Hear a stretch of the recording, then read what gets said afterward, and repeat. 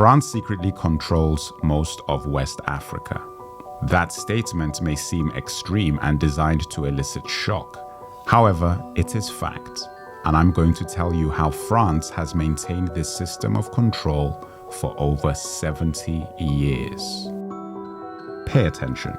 Many would like you to believe the reason why many West African nations remain underdeveloped and in poverty is because of an inherent flaw in African character, a flaw in black people, and a propensity for corruption. By the end of this video, you'll know why so-called former French colonies in Africa are in the position they're in. It's no accident, and by the design of those that supposedly gave them freedom. Before we begin, please take a moment to sign up to my newsletter and grab a copy of The Crusaders Episode 1, a graphic novel infused with true African history. Your support through monthly subscriptions on my newsletter and through purchasing the books allows me to continue providing you with content. All links are available on my website, www.themerc.io. I used to believe that all former colonies in Africa, including Nigeria, faced similar post-colonial challenges. You saw my video on the true origin of Nigeria, so it's not as if I don't understand how Western nations maintain control of their former colonies. However, France have had a desperation in Africa that made me wonder why. The ferocity with which they've gone after Mali, Burkina-Faso, Guinea, and any African nation that has tried to separate themselves from them gave me pause. Sanctions, withdrawal of aid. Why is it that democracy in Africa means so much to France when the poverty of those countries under that democracy doesn't seem to spark the same level of fervor? It all made me think there had to be more than what I was seeing on the surface. So I did what I do when I have questions. I investigated, and what I discovered about France's present-day connection to West Africa is nothing short of outrageous. France, through an ingenious system, controls the destiny of 14 West African countries and over 200 million people in Africa. The system is money, and it's called the CFA Franc. It's the engine that has perpetuated one of the most robust forms of neocolonialism on the African continent. The craziest part is most of us Africans, including those living in these countries, either don't completely understand how the CFA Franc works, or as in my case, know absolutely nothing about it. Through the CFA Franc, France's iron grip on Africa's resources continues to perpetuate economic imprisonment. The hidden history of this nefarious system and its impact on Africa's development has been devastating, not only because of what it has taken from Africans, but the fact it is completely invisible. In pre-colonialism, Africans used barter systems or seashells known as cowries for trade. When I was growing up in Nigeria, we all knew about cowries, and they're even used in clothing and fashion in much of West Africa to this day. There was a TV show called Tales by Moonlight that we watched on NTA, Nigerian Television Authority,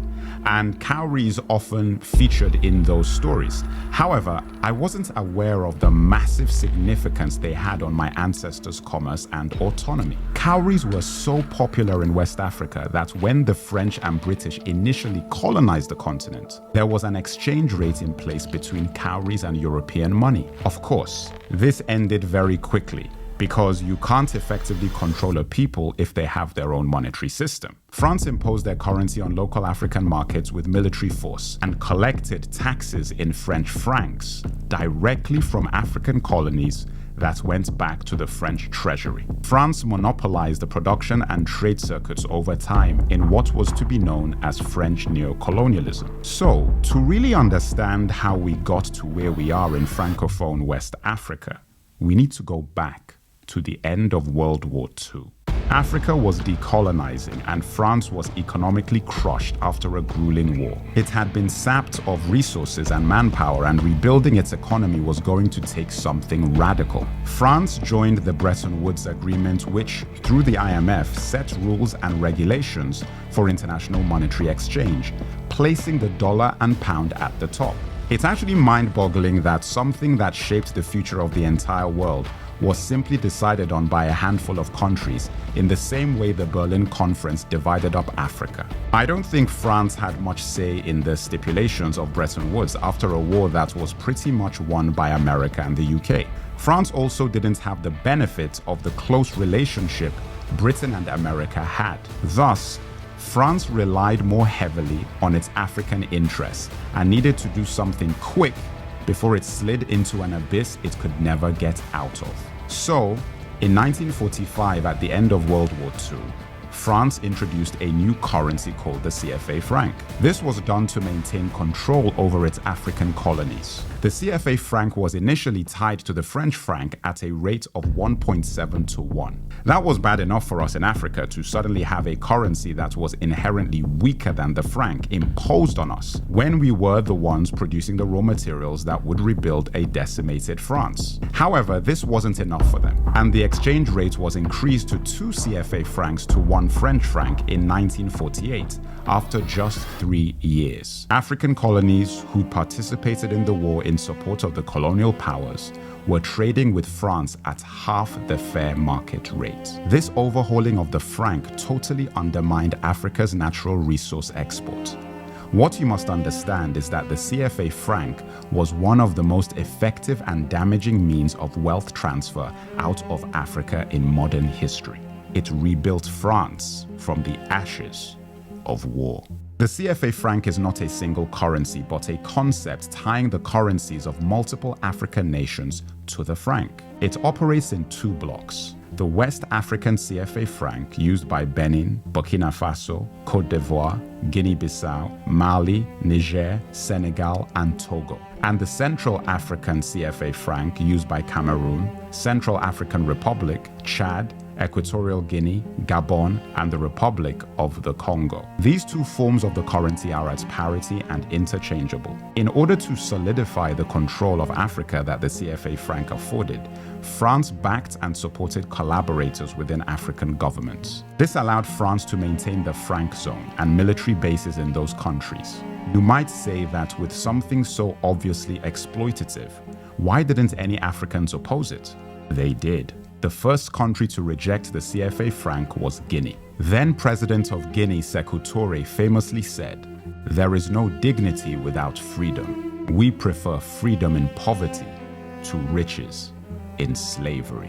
He was a man ahead of his time, and his stance resonates more now when you look at the impact the CFA franc has had on the countries that adopted it. Of course, France punished Guinea for its decision because it was essential that other countries in Africa saw what would happen if they refused France's overtures. France denied pensions to war veterans, dismantled Guinea's power grid, and tried to prevent them from joining the UN. France even got petty with their sabotage and attacked Guinea's economy when Sékou Touré set up the Guinean franc so that his African country could have its own autonomous currency. France printed counterfeit bills and flooded the country with those bills, which rendered the initiative of Guinean financial independence futile. Guinea wasn't the only African country that tried to oppose France's forced neocolonialism. Modibo Keïta of Mali tried with the Malian franc, but was overthrown in a French-supported coup in 1968. Sylvanus Olympio of Togo tried with the Togolese franc,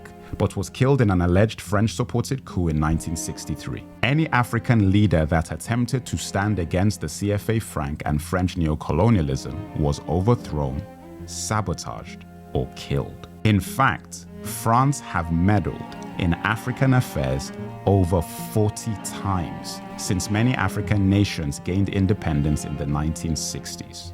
The Ivory Coast lost $40 billion to France between 1970 and 2010, money that could have gone into its own struggling economy. Congo has given France 43% of its GDP and Guinea 30% of its GDP between 2000 and 2009. These are absolutely insane numbers. When you understand systems like this, it's ridiculous to think that people then ask why Africa is poor and question why Africa has been unable to build while other former colonies in other continents have. Here are some more details that are pertinent to this situation. Member nations of the CFA CFA franc have to deposit 50% of their holdings with the French treasury. They are also required to keep 20% with the French as financial liabilities, which leaves the African countries with only 30% of their own money. All conversions are through the French treasury, where operations accounts are held.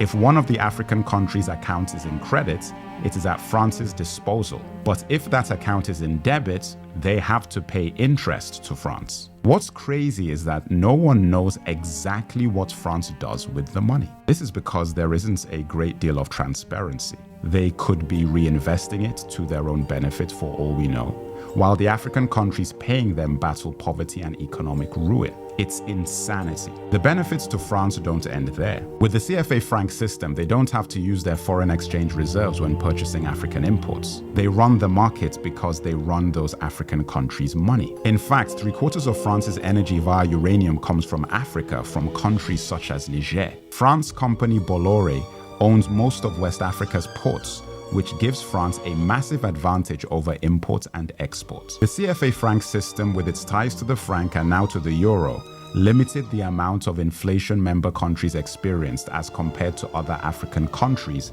that have their own currency. This is something apologists for the CFA franc often cite. This is a smokescreen, an illusion of benefits. So what if the Nigerian naira is worth less to the euro than the CFA franc, if you have no real autonomy and France can shut your finances off at the drop of a hat because they directly control it? The system also limits the incentive for these African nations to invest domestically, when, in order to maintain their membership, so much of their funds need to be deposited with the French treasury in what is no more than a pseudo-overdraft system. There isn't a single African country that uses the CFA franc that is prosperous, and all of them are poorer than the West African nations that aren't a part of the system. Many of the member nations' GDP are actually going backwards. France announced the ECO in 2019 as a replacement for the CFA franc. The idea is that it will be a fairer monetary system that will be more favorable to member nations. France will maintain veto power and their place at the top of the pyramid. How exactly is this a good thing for African nations?